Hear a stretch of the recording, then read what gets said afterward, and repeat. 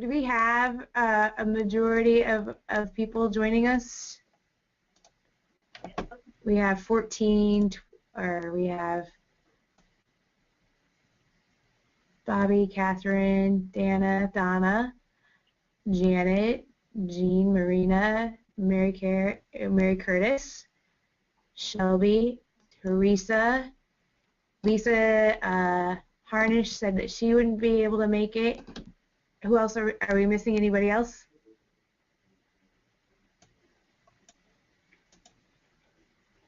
I don't know. So yeah, I guess we can get going.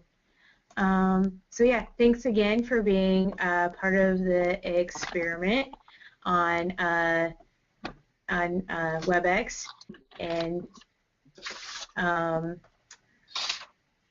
so the first thing we wanted to go over was the ad hoc funding mechanism.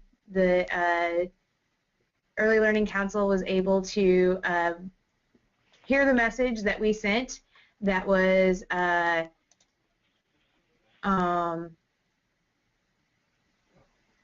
oh, Mary, did you hear that, or do you see the message from Mary Curtis? She is here, but we can't hear her.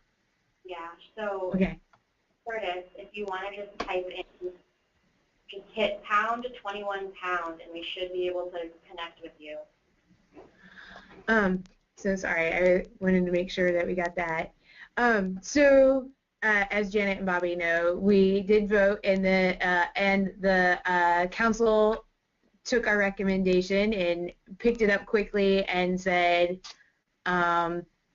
that the readiness assessment would be the best route to go. And Janet was really clear in saying that we needed to move the timeline faster so that the hubs would be able to get programs up and running in time. So good work, everyone. Our first recommendation was accepted.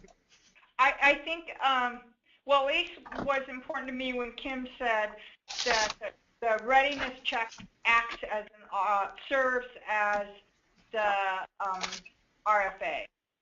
So it's not a two-step.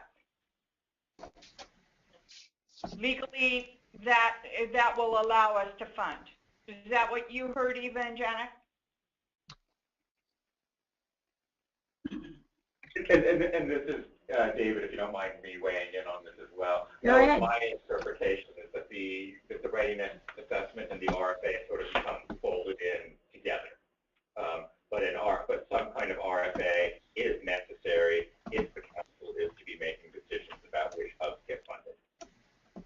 Oh, okay. That's just the opposite of what I heard Kim say. That the readiness assessment, I thought, David, she said the readiness assessment will stand as the RFA. They don't have to go through a second process. You don't. The idea is there'll be one process, and so the readiness assessment and the RFA become sort of one and the same. Oh, all right. That's just okay.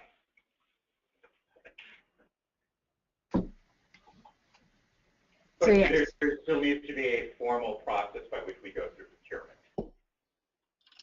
So the next steps are I want to make sure that we're clear. So David, you did bring up one issue that could come up, is that if for some reason Kim is not the procurement person, we may have more hurdles to jump. Well, what I would say is, we heard very loud and clear that the goal of the council is to have decisions on which hubs get funded by March, and I think that will be our best aspiration. Just as a general process, state processes can go through different stages and take longer than one anticipates. But I think the clear message was that the goal would be to outline a process with the goal of March.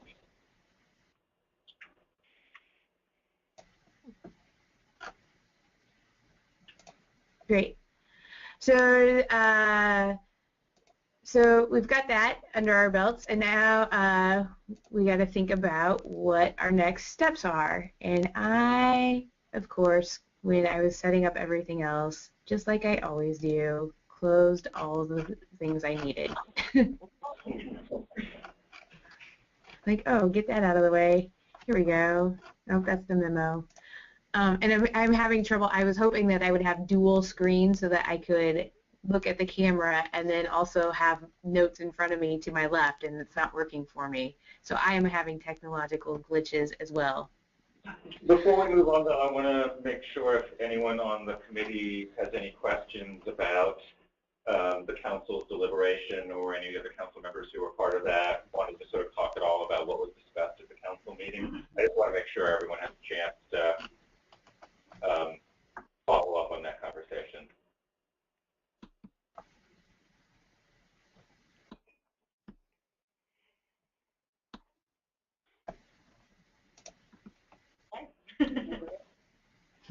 Like, I don't see hands wave or hands raised. Okay, great. So next we have on the agenda the timeline, where our recommendations go and what information do we need to be prepared for these discussions.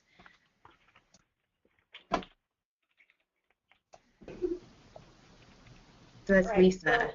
Yeah, this is Lisa Pinero. Good afternoon, everyone. You should have your document that says decision points for the Early Learning Council.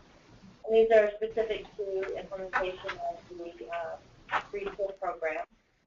And really how I'll try to capture this for you is just to kind of give you an overall understanding of some of the decisions that the council will be needing to make with regards to the program and the time that we're targeting for those decisions. So, as you see, the council completed the decisions about the request for applications, the process, at its meeting last week in September. The next chunk of information that the council is going to want to consider will be the criteria for the RFA or / readiness assessment, and those terms will probably be merged in the next iteration of this document. But that's slated to take effect in November. Then in January, one of the other targets is to look at the council to consider and start discussing minimum salary requirements or the salary schedule for lead teachers. Then in March, the council is slated to take final action on the RFA for the hubs and award those decisions for contracts.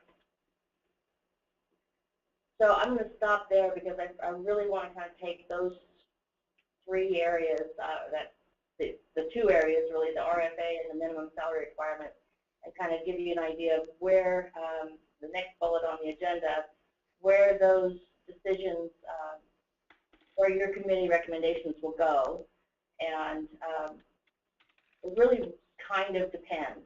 At this point, the criteria that will go to the council will go straight to the council. There's no anticipation that from the committee recommendation points that would need to be vetted by any other body. As well will be the award decisions on the contract. We anticipate those will go straight to council. So in order to prepare the council for those decisions, I'm going to turn to really David as a kind of a conversation and a dialogue, not only with staff but with committee members about what type of information the council and the committee will need to prepare for those discussions at the council level. But before we do that, I suppose that maybe I'm misinterpreting that, David. This number B, Alyssa, is that intended to be what does this committee need? Yes. Okay, I apologize. I misinterpreted that. So I guess what we can have a discussion about then is what information do you as a committee feel that you would need, background information, briefing materials, etc., to start engaging in the conversations surrounding criteria and RFA criteria and readiness assessment type of of analysis for the hub. So for that conversation, what information do you feel you would need as way of background?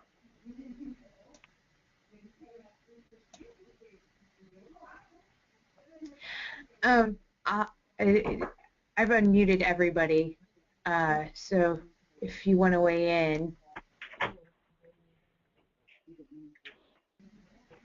I would like to check in just to see if you folks can hear me. Yes. Great. Thank you so much. I'm sorry. Well, I'm probably glad you can't see me, but I'm glad you can hear me. We'd like to see you too, but happy to hear you. Thank you. So I guess I'll start the conversation since on this. So even though I have had multiple discussions with multiple people about what the heck mixed delivery preschool is, and Dana even has received a bunch of questions from me about it, I think that I would like to know what other states or areas have done similar programs, and what's, like, where are they in the timeline? Like, is it still brand new and hard to determine what has worked well? Or, like, have there been cases where, well, that didn't work out and they've abandoned it, and why, maybe? I just have no idea what it looks like, and I'm trying to visualize it. I have a related question. How does mixed delivery preschool differ from a universal PK that is run through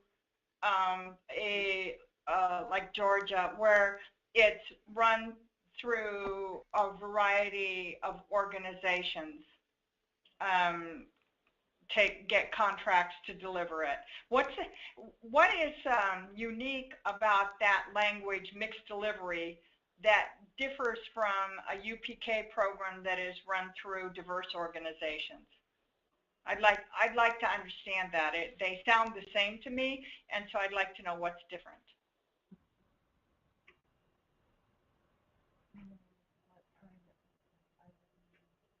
Okay, great. This is Teresa Martinez. Can you hear me? Yes, go ahead. Okay, so I also wanted to know, some of my questions are surrounding when we're looking at the different programs that will be partnering together. So when we're looking at, star-rated programs, so do these need to be programs?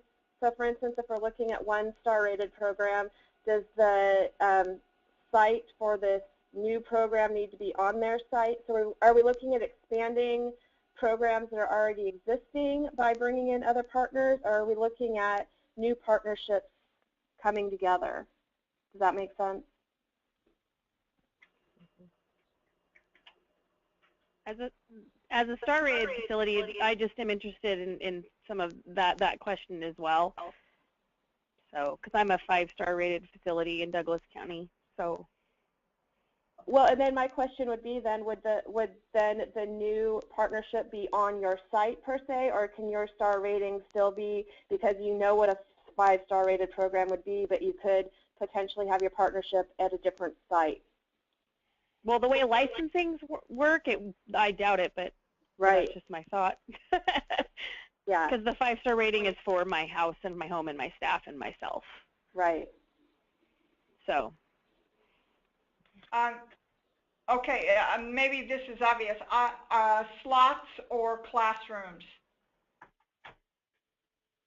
Have we landed on that? But I mean, that would apply directly to this. If you're adding slots, you don't have to expand a whole new classroom or program. So if we've decided on that, I don't know what we decided.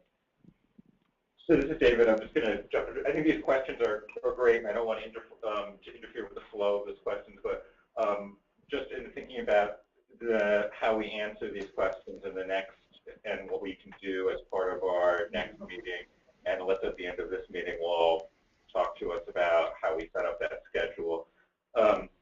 You know, what's defined is what's in the bill, and part of your job is to help the council in its work and the division in its work in coloring in the space that's not yet defined. And I think a lot of the questions that have been put on the table, there aren't a specific answer necessarily into the bill. But what I would say, and this is sort of my suggestion in terms of process, and just sort of thinking about one of our future meetings. The last meeting, and we'll send out the notes from the last meeting. My apologies for not sending those out earlier. This team, I think, did a really wonderful job of particularly describing what their vision would be 5 years from now if this program was successful. And I think we have an opportunity to go back and in our next meetings as we start to talk about the criteria for hubs and other of these decision points, and say to ourselves, given what's written in the bill, that's what we have to start with, but also some of the values that you as a group articulated, how do those help us make decisions about whether, I'll just take one example. I think one of the parts of the vision, or parts that people identified as a possibility that this bill made possible, was mixed income classrooms. That was something this group identified as being of importance. It strikes me that that might help us make the decision about, do we want to have slots as part of this model? Is that a way of making mixed income classrooms possible? So I think, I don't want to, as I said, I've already interrupted the flow of this questions too much, but I just wanted to interject with sort of how we might take that work that was done last meeting and start to think about how we develop answers to these great questions that you guys put on the table. This is Catherine Wilmot. Can you hear me? Yeah. Yeah, okay, great. My question, I guess it relates to David's a little bit in the slot question, is how can the Early Learning Council set the criteria such that the hubs still have some leeway, since they're closest to the local organizations, to know where the optimal place is to put the funds to use? So I don't know how much decentralization can be built into the criteria or not. Another question I have is, it relates to both what you said, David, and what you said, Catherine, but ideally we would have a community or a hub in which more than one organization in the pilot stage, more than one type of organization was funded, so that in the pilot stage we could see truly a mix of delivery. And I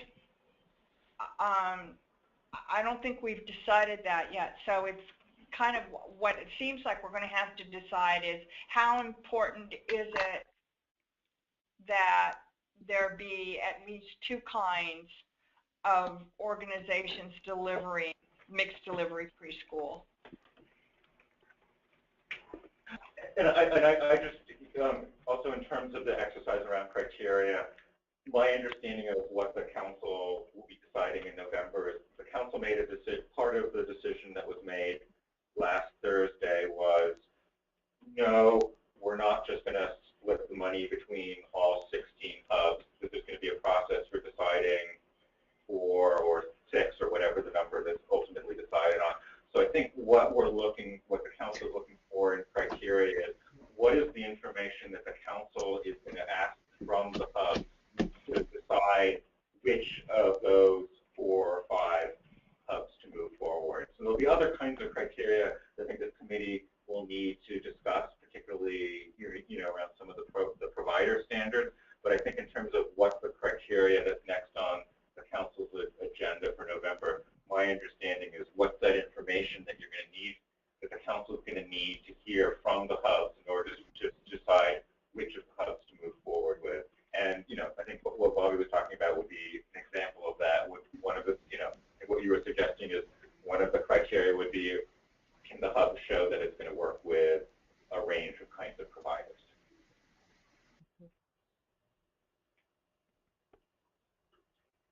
So what I'm going to do then at this point points, because you have identified a number of very important questions that I think not only would you need to discuss and think about, but I think as well, ultimately the council will want to wait and have that same information. So to prepare you for that type of conversation at the committee level,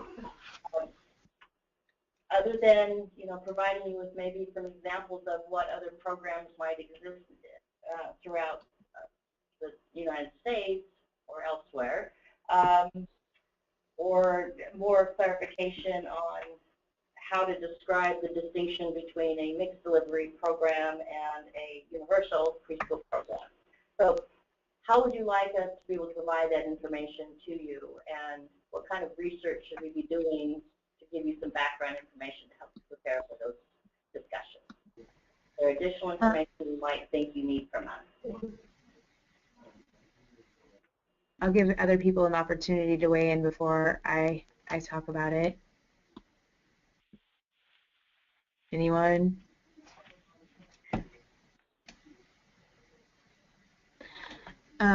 I think that, maybe, and I don't know if this works for everybody, but maybe just we can have examples of programs emailed to us ahead of time, maybe, and you can choose whether or not to give us analysis. I don't think that's necessary because I know that everybody is super busy. But just maybe a couple of examples of programs that exist or have existed emailed to us so that we have that as a starting point for a conversation. I'm looking at everybody's video that's up, seeing if I'm getting any sort of response. This is Marina. Can you guys Yeah. hear me? Yes. Actually, we at CI have been working all summer on doing case studies from other states on mixed delivery and how they've developed their programs. So I'd be happy to kind of compile some of those. I mean, we're hoping to release a whole report with them in them, so it would be preliminary. We're pulling it together in a more meaningful way for a larger report. But we've talked to New Jersey, West Virginia, Georgia, Pennsylvania, New York, and others who have a robust mixed delivery program, so we can kind of send some snippets if that's helpful. Mm-hmm. The other thing I was thinking is near their annual report, I assume you're using all the materials from organizations like here, but it might be if somebody on staff would go through those materials and find what we might find the most useful, in addition to what the Institute's doing. But there are organizations that monitor this, full time. So links, if you would go through all the things they write and give us a link or two links to documents that you find especially useful, that would be helpful. Sure. Yeah, and Marina, this is Catherine Wilmot again. Just in terms of terminology, I think Bobby's question, I feel like from what I've spent the most time looking at what New York City did, and universal pre-K and mixed delivery, I think, are the same term. I think they can absolutely be the same thing. Yes. But universal is about getting reach and access, and what we're talking about, and mixed delivery is more the method to get there.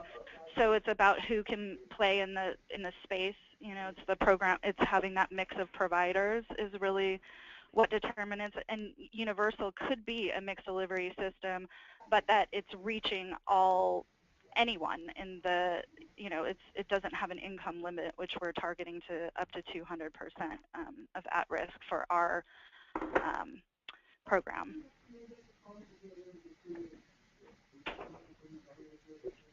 And I think Oregon's doing it in a much smarter way. I think it's smart to put $16 million to use and see which programs are most effective instead of putting $300 million to use in New York City in 5 months and seeing what happens there.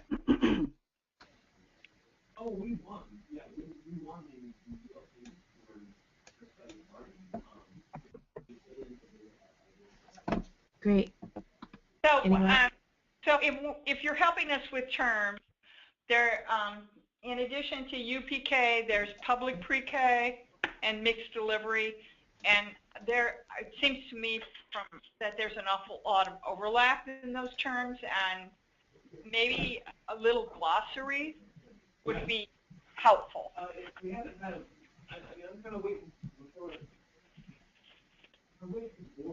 I think that makes sense.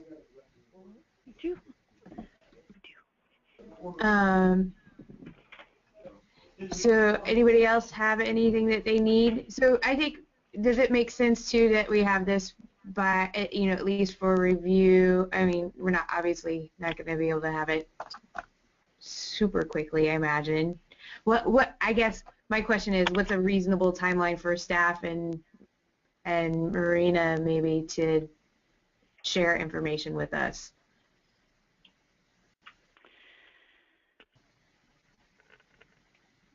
I mean, this is Marina. I can speak for myself. I mean, I could probably pull together some of the case study work and notes by mid next week. And I mean, the NEAR I could send out now. Okay.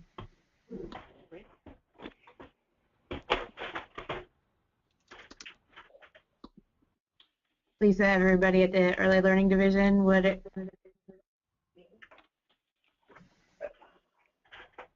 I mean, I'm sure we could have something for next meeting. What that something actually looks like would probably take a little more work to figure out. Okay. This is Dana. Can you guys hear me? Yes.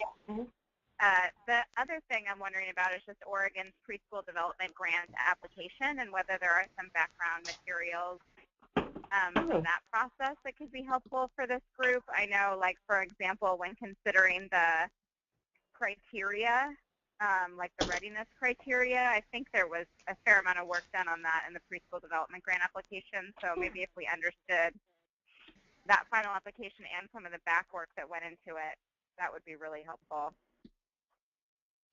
Great.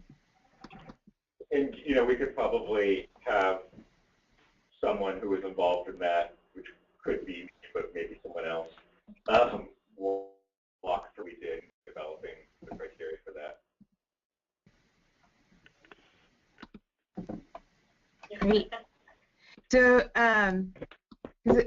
So it looks like we would need to be able to review that, so to help our conversation around what the criteria is to make a recommendation to the hub by November, correct? Okay. So, one thought I had, and this is just my thought, so this group is feel free to reject, but one way I thought of helping identify those criteria would be to go back to that high-level vision that folks articulated last time at our next meeting.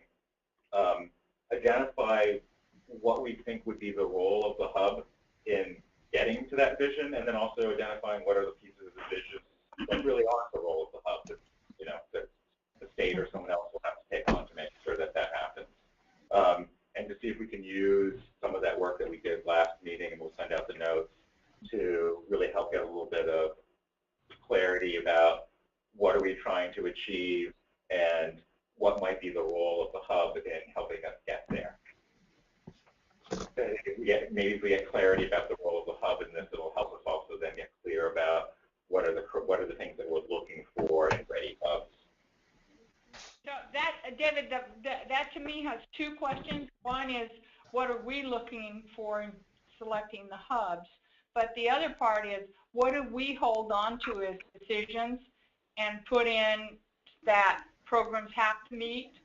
And what do we, Catherine raised it too, and what do we say is a decision that's for the hub? So that's going to be one of the hardest decisions, is like, well, no matter where you are in the state, you have to meet these criteria in order to be part of this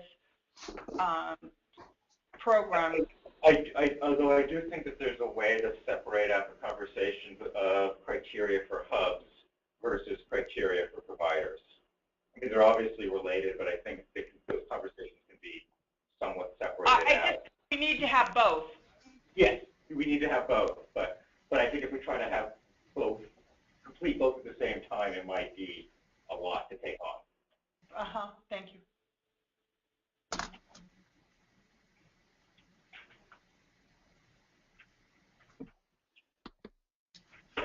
Okay, so, yes. Go ahead, Janet. I don't know, kind of when I hear myself echo, so I'll try to think. I have trouble doing that. The criteria. This is Dana. Oh, hey, Dana. Dana, can you wait for a second? Janet was weighing in on. Yeah. Oh, sorry. That's all right. Is it okay? You're good. So, how other places are doing it and stuff seems like earlier. We have things lined out in the bill.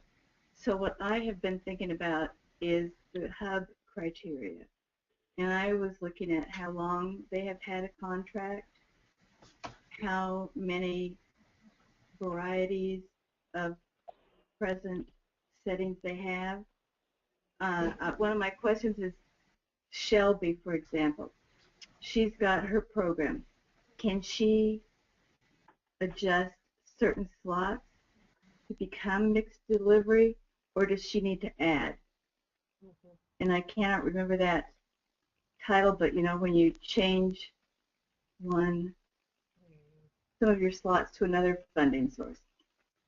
I was thinking also, based on our conversation, what sources of continuing education would they have? I was really struck by what Molly said at our first meeting about the significance of this being successful and us demonstrating this works in Oregon. And so not so much of a competitive thing like where my hub might be, but how can we demonstrate success? And I looked at the early successful hub contracts. They were kind of spread across the state. So I guess my thing is, how can we be most successful and demonstrate to the legislature this? And then if we do, I don't mean if, when we have universal preschool, there will be some adjustments. Okay, enough. Janet, when you said there will be some adjustments, are you asking that we're building in flexibility to allow for the needed changes as we figure out the program? Not so much if it is a federal level. To me, we want to be successful, but I'm just thinking the short term right here. The next 100 to 200% of poverty. But my opinion, long term, there'll be universal pre-K. I think that's my vision. Can I ask you a clarifying question? I think I heard you say something, and I want to make sure I'm understanding it correctly. So in addition to having criteria to say, is this particular hub really in a place to take on this work, what you're saying, what I heard you saying is that the council may also want to be looking at what's the composite of hubs that they're working with, and is that showing what we want to be trying to demonstrate in this first year? Yeah. I thought when we talked, like Bobby and different people, there in the more rural parts of our state, it is difficult for the providers to meet the STAR criteria. That's what I think I'm understanding. So if there are resources, whether it's community college, whatever, that they could show how providers could move forward and become and qualify. Because if we don't, then we're going to limit it to, in my opinion, the more populous places of the state. And one of the things in one of my little committees was people go to more rural areas sometimes to get 2 years of experience in and move on. And so it's a continual retooling and hiring and training, and then people leave. So that was one of my, how can we have people grow their own and retain them? So what are the lessons that we want to be able to learn, and how does that composite of hubs that we're working with help us really learn those lessons that we need to pick out? Yeah. So Dana was trying to weigh in, and I think I saw Shelby physically raise her hand. So Dana and then Shelby. I can't hear you, Dana. I think, did you mute yourself? There you are. Okay, yeah. So the other question that came from when we thought about the information that we need is not necessarily all like written information, but I think through Children's Institute technical assistance agreement with the Alliance for Early Success, that we have some free time from both Karen Ponder and Harriet Victor, who were instrumental in launching the mixed delivery preschool programs in North Carolina and Pennsylvania.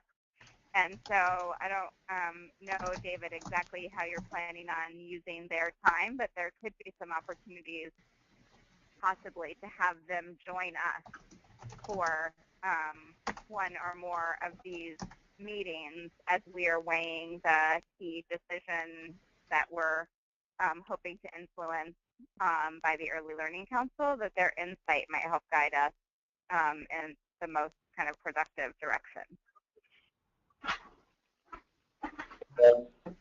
We have not had a chance to more fully talk to Harriet, but I think Karen was also, going to, I think, work particularly on some of the thoughts around how to think about community readiness based on her work with North Carolina. So there might be some opportunities around that, but I have to follow up with them on that. I don't know if such a list is available for K-12 schools, but just an idea by hub of how many of them already have preschools, regardless of how they're funded. Not allow a community preschool to be in their building, but how many of them, and I don't know if Children's Institute, if somebody's already collected that, that's not. Yeah, Marina, do you? We are just in the process of finalizing. We did a statewide survey of schools that are doing preschool, and we have they're serving about 3,500 kids across the state, rural and urban settings. So it's really a statewide phenomenon. We have about 50 preschools run out of school districts right now, and we'll be releasing that report in the next couple of weeks, so we'll have that data as well. Okay. And then Shelby had a question earlier too. Western Oregon can give us a list of by county or hub, however we would ask for it, how many currently QRS rated, not like that's the only thing we need, but it would be nice if it were a list by currently rated and by type of care, how many are certified hubs, how many are registered, and how many are centers. And then OSU we have data on structural indicators that that the division just asked us to organize by county. that shows, so even if they aren't currently rated, it would give us an idea of who could get a rating relatively easy. It looks, and that's all regulated facilities. So, so I think, I don't know that anybody wants to spend a lot of group time looking at things like that, but I think questions about what exists and is likely to be available by Hub would give us some sense of the world in which we're operating. Well, I would just like. Go ahead, Shelby. Oh, go ahead. Well, I was just going to say, when she was talking about poverty and definitely addressing poverty, like, I'm not actually sure. I know Douglas County is one of the poorer counties in Oregon, I'm fairly certain. And I'm like the only 5-star rated, there's not that many actually star rated facilities within Douglas County that are in-home. The only other 5-star rated are Head Starts. And so I would just like to say that when we're trying to pick who, you know, like which hubs are going to administer all those things, that I think that there needs to be some discussion about the, you know, fact that maybe the hub may not be in the right place, but the need is really there in those counties. And so I'm not sure if I'm not understanding everything, since I haven't, you know, I read through the things that were sent out, but I guess I just, you know, it's harder, like Janet said, for facilities that are in there's the different rate areas in Oregon, so A, B, and C. And so if you're in the more rural areas, you know, it's definitely more difficult to attain a star rating, but it doesn't mean that that quality is there. And some of those things that are holding people back are the education levels of the providers, even though they've had plenty of experience. So, you know, I'm just always going to be on the side of the providers and just voice, you know, concern that, you know, like what the criteria are and, you know, how we can make sure to, you know, affect the most kids and make sure that, you know, geographic areas aren't completely left out just because of the, you know, failure of the hub to meet those, you know, administer those things. Just make sure that we aren't forgetting the rural areas and the providers. But it definitely demonstrates something when I, you know, like I'm the only 5-star facility in Douglas County outside of Head Start.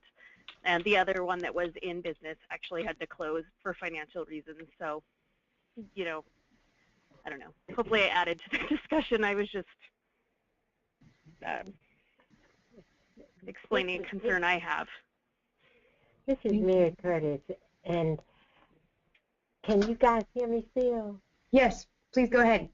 I was just looking at the goals of the mixed delivery, and a couple I believe are very important, and one is to ensure the equitable access of children whose families have experienced the traditional barriers in terms of receiving the services. And as I observe the available programs here in our area, it appears that there may need to be the creation of more special kinds of programs in order to specifically provide for this population, because most of the actually the 4 and 5, and we have very few of those, would be in areas that may not necessarily be feasible without expensive transportation. And so I guess I'm hoping that we will look at what I believe is a strong commitment on the part of the hub, is to try to remove some of those barriers that result in disparities and look at how this particular initiative might play some role with that goal.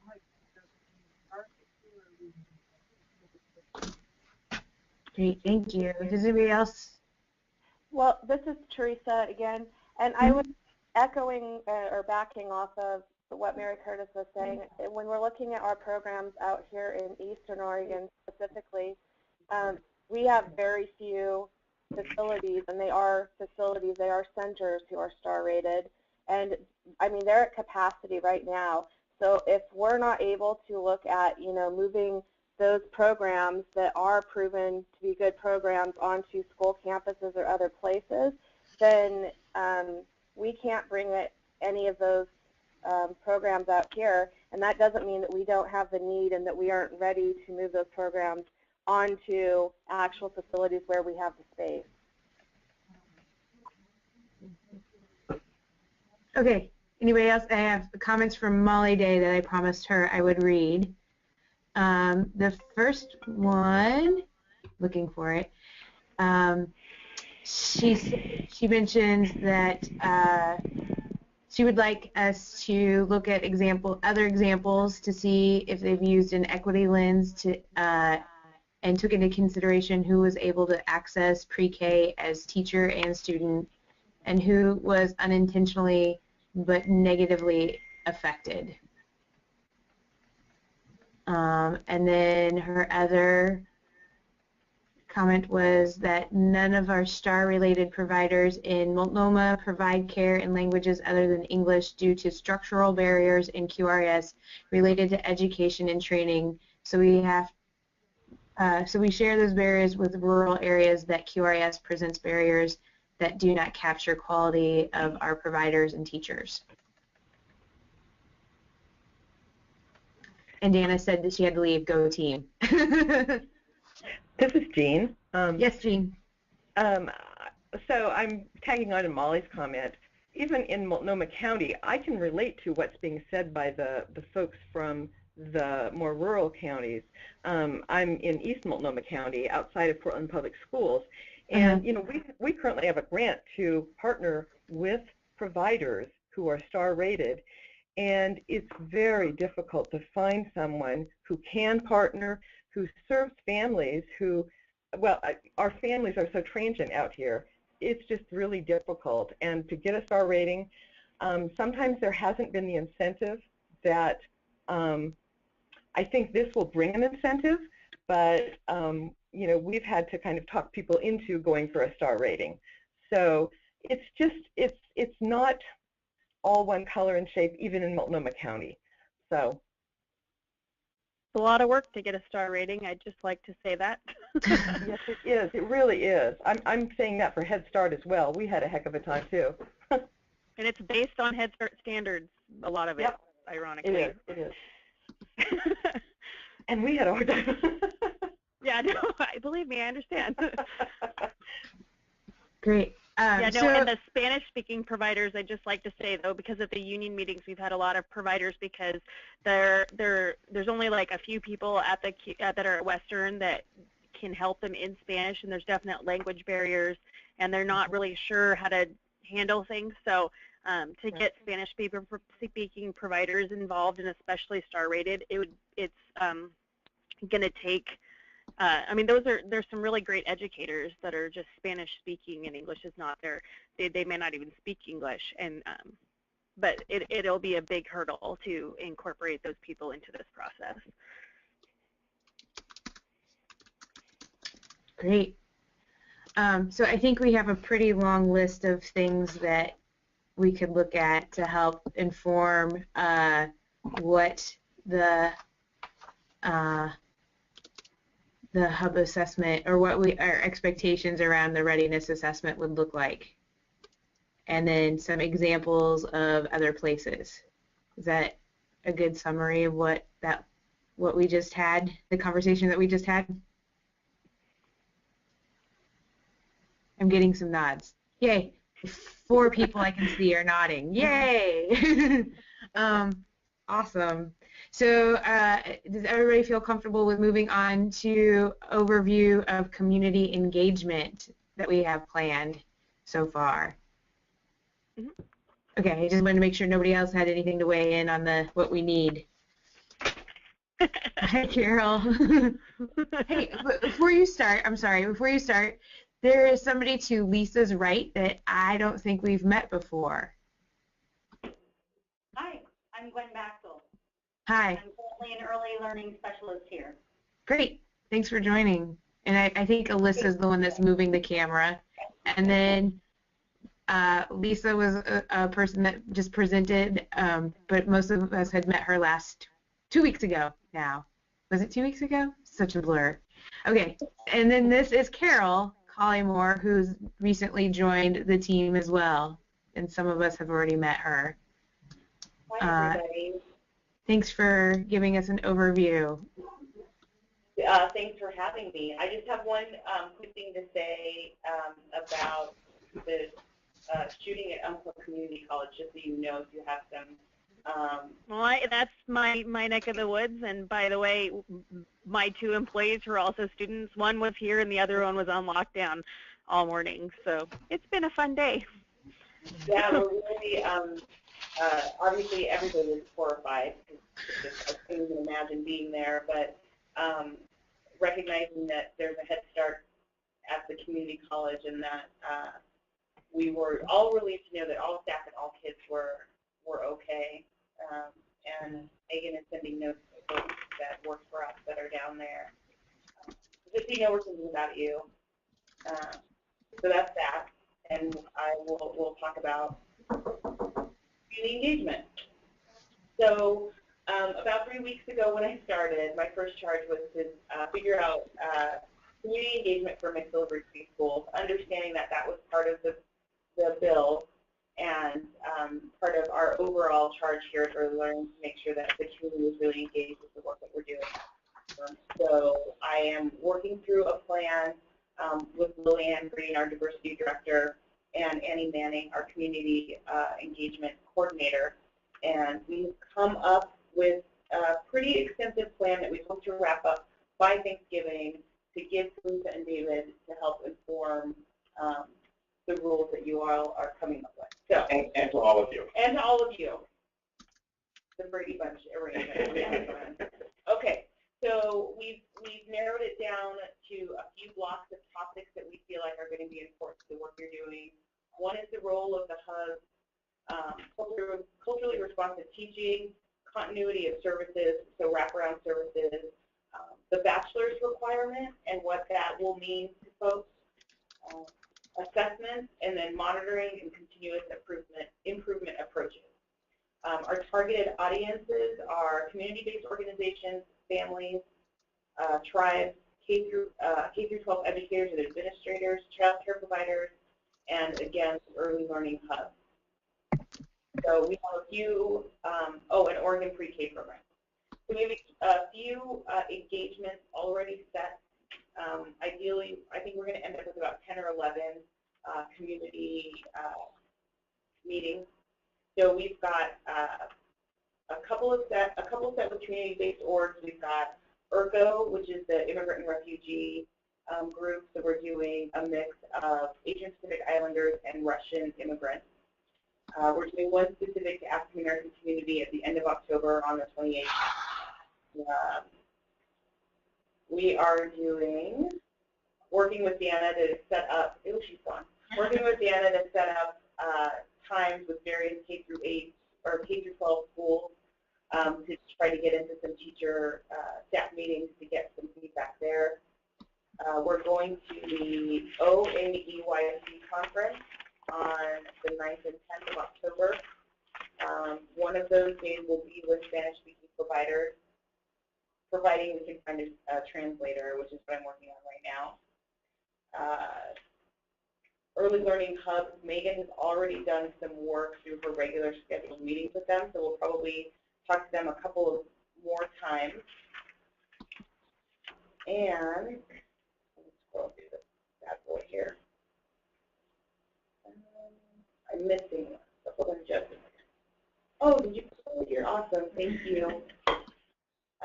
And then the tribes, we had a meeting with the tribes earlier this last weekend, actually, with about 25 tribal leaders as well.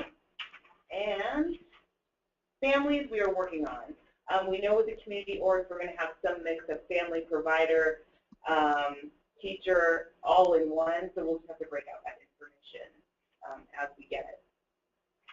So that's where we are. We're excited. We're hustling and scheduling and getting it done.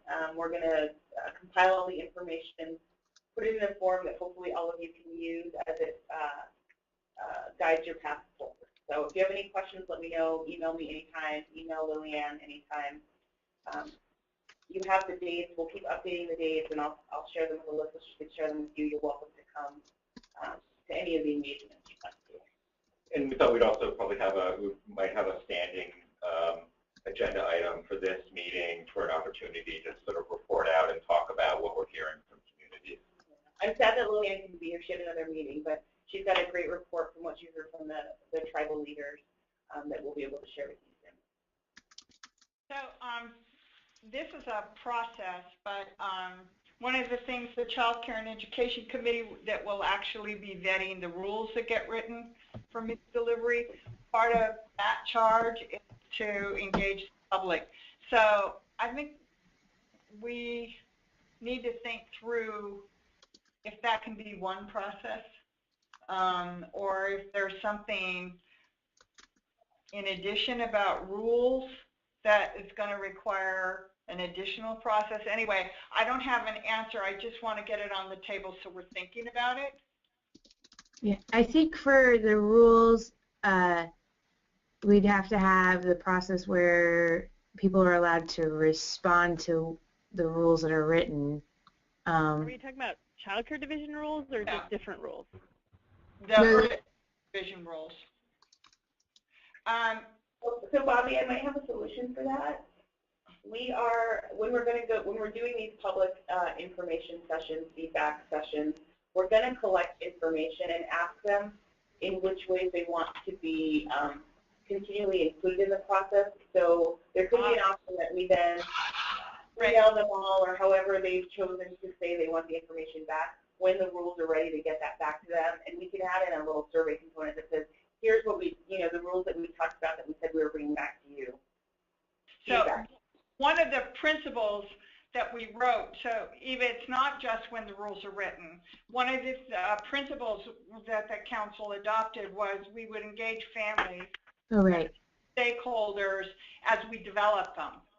So it might even be, that's a great idea. Maybe if we could get some volunteers to sit on the work group that is going to be developing the rules out of this, because that would be a real commitment of time. But the group that's the hardest to get are parents, the very hardest.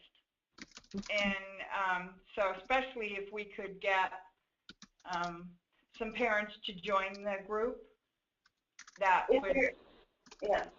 Something we had talked about is we do ask a lot of our volunteers, we're asking a lot of time and effort. If there is a way to incentivize them in any way, I don't know who the right person is to ask that question, but... I don't either, but I'd sure like to know.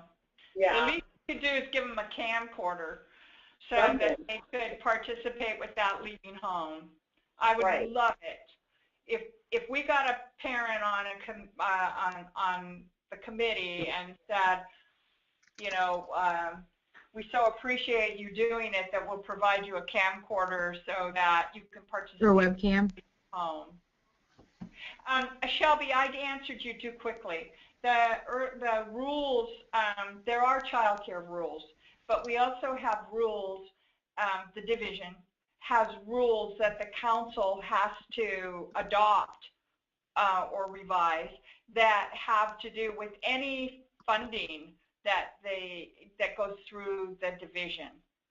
So so in this particular case that reference I was making, it was to the rules that are going to govern the contracting process. Okay. Perfect. Thank you.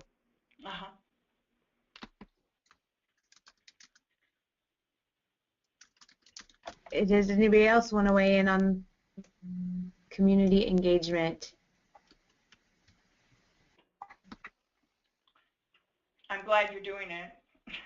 Very exciting. Thank you. Yeah, and Bobby, I apologize. I was just thinking, and I did not give a complete answer either in my thought process. I was thinking that this front end part would probably could be considered the outreach, but then don't we also have to have public comment period for when the rules are written. I think that's what I was thinking about. I mean, and the division does that according to the Secretary of State, but in my opinion, that's way too late. Right. So hopefully I can kind of shed some light on that. So through the public engagement process that the division and the council and committees very much interested in engaging in, we'll have actually two opportunities to get feedback on administrative rulemaking. And one is in the development of, conceptually speaking, and perhaps even in developing the actual language. That is, David and I were talking about that this morning, and that is a great opportunity to have a real solid community engagement. We are obligated under Administrative Procedures Act to provide an opportunity for individuals to provide comment on the rule language through the rulemaking process. And in addition to that, if we receive enough interest and specific requests from stakeholders or stakeholder groups, we are required to hold public hearings.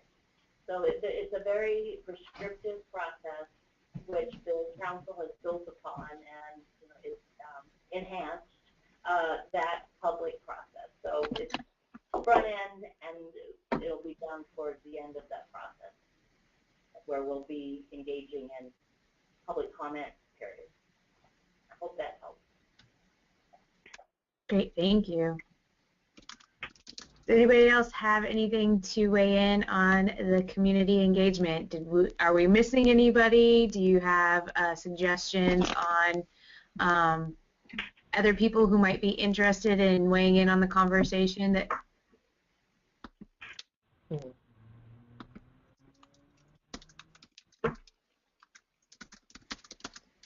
I'm going to take the driving away sound as no. All right, so it looks like then we're on to next steps, which Alyssa said that she would go over.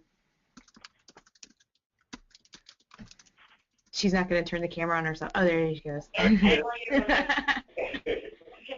Hi. So real quick, we did that doodle poll, and thanks everyone for responding.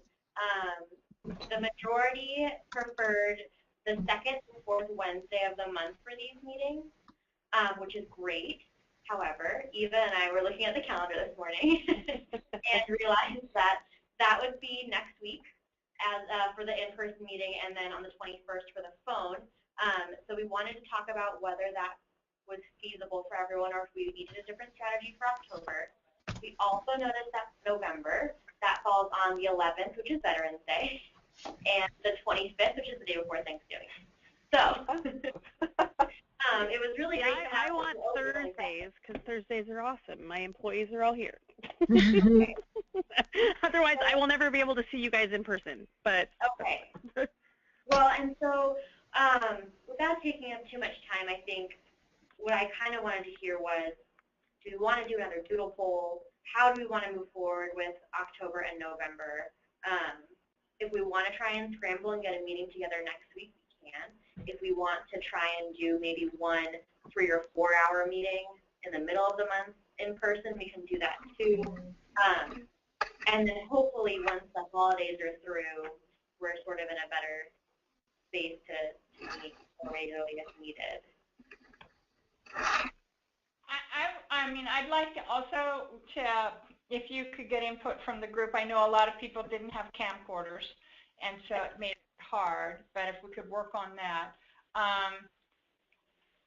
We've got people from around the state, and how do people react? We're going to get better at this. I mean, the bugs will get worked out. And, yeah. And should we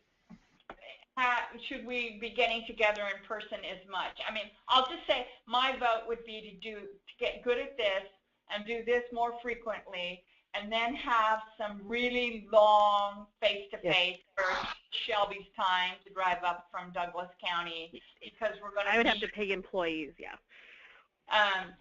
Because we are going to meet for a block, 4 6 hours, whatever, and and we're going to move through a very, you know, we're ready to move through some hard decisions, and we need group process and breaking in small groups. But if it's just a meeting, I'd like to hear if it could work for people to do it this way, so that it makes it a lot easier. We've got Donna in Harney, we've got Shelby. I mean, you know, we want, anyway, I guess we'd have to hear if this works for people and if they have confidence that we can get better at it. I have confidence we can get really good at it. And I don't know about people who don't have camcorders. If we could just maybe figure out a way to get them camcorders, because it makes a huge difference to see your face. Yeah. Can they do smartphones? Like with smartphones, will the app work, or will this setup work with like a smartphone? Or if they have maybe they didn't think maybe they have an iPad or like maybe a Kindle or something. I'm just Yeah, there's an app. There's an app for that. And so if you do have a smartphone or something and want to do it with your built-in camera, that's something. And we can always do troubleshooting and practice runs with folks. Great. Thank you. So they might not even realize that they could have done it that way. So I'm just wondering if the location of the in-face meeting could be a bit more central. I know coming from Douglas, and I mean coming all the way down from Medford is almost come up a day and then come back, and so I'm more than willing to come. But if it could be, I don't know, even in Salem, it's closer than making it all the way further north. I'd even suggest that Saturdays work awesome for me, just because for driving long distance, because I can drive down Friday night and I've got union friends and other, you know, different places to stay, and so I'm not opposed to a weekend if it was like a big work meeting, so that I'm not having to worry about driving back late at night, kind of the same thing like down to Medford and extra, you know. So. And also I can manage to get the necessary equipment to be viewed. It just, I wasn't able to get it for this call. Yeah. Not that you're going to be very glad to see my face. I think I heard somebody else. This is Teresa Martinez. I would very much like at least one in person. I know that I wasn't able to be at the last one, and I'm still not even sure who everyone is. At some point, I would like to meet people and make that connection. Unfortunately, the last one, it was just a very, very busy week for our hub, and I was unable to make it over there. And I'm coming from the very other side of the state, so pretty much nowhere is going to be very convenient for me. So I'm kind of open to where you're going to have it. Okay. We could do Bend. Bend is in the middle of the state, and it's, you know, more. It's like 5 hours from Eastern Oregon. I do love 3 hours Bend. I love Bend. We could rent a house in Sun River. It could be amazing. I'm just saying. We've talked about embracing all settings with delivering preschool. So. Awesome. Is anybody else? Yeah. Great. So I guess. Yeah, so for next week, do we want to do another WebEx-based meeting? I will be gone Thursday and Friday. I'll be flying wherever the union, they're sending me somewhere, I forget. Isn't that horrible? I forgot. Just get on the plane, Shelby. It's okay. Yeah, I am. They'll take me where I'm supposed to go. And I can do a doodle poll to folks and see if doing a WebEx next week, Wednesday, we said 10 to noon when we did the initial poll. So I can check back with the group and see if that still works. Okay. Sounds good. And then, so we'll see if the time slot for next week works for a WebEx meeting, and then plan on doing an in-person meeting. Is that the 21st? Yes. Yeah. So And then, of course, I've been meaning to try to call everybody and say, please always know if you can't make it, that please feel that that doesn't mean you can't weigh in on a discussion. Send an email ahead of time or even after the meeting. As Alyssa's pointed out, when we do the web-based meetings, there's the ability to record them. So you may have noticed it says this session is being recorded. So you can always go back and listen to the conversation too.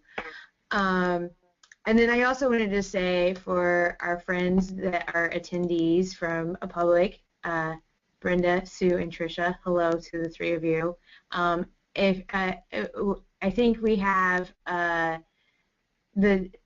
we don't have the ability to do public comment as easily through the WebEx or the webinar software, but I want to encourage anybody who ever listens in, if you want to weigh in on the discussion, that we absolutely encourage public testimony. At the next meeting, we'll acknowledge receipt of that and make sure it gets shared with the ad hoc committee as well. So I think, did we cover everything? So next week we'll do a doodle poll, see if everybody's available for WebEx, in-person meeting at a place to be determined for the 21st. And does anybody have any other closing comments?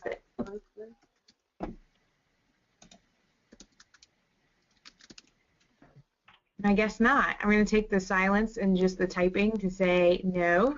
And yes, somebody. Janet. Oh, yeah. I'm in the luxury of my living room, and President Obama is talking about the Roseburg shooting. So when you hang up, you could turn on your TVs or something. Great, thank you. And Shelby, we are thinking of you and all of your neighbors and friends.